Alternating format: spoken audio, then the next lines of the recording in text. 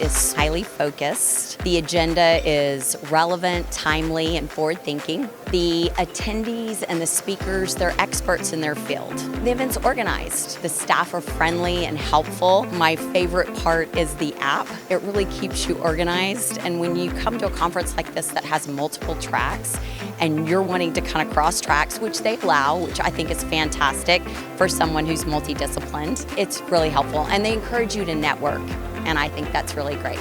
The most amazing thing about the Next Generation DX Summit is it brings together all of the people who think the way we do, and the way we think is how are we going to improve diagnostics for patients, because patients are who it's all about. We need better technologies, faster technologies, and then we also need institutions and organizations who are really committed to actually bringing technologies to these people, and just to be surrounded in this atmosphere and this environment of really forward-thinking, pioneering technologies and innovations. It's just so exciting to be here and to be one of the people with peers who we look up to, and to think that we could be where they are one day is really exciting.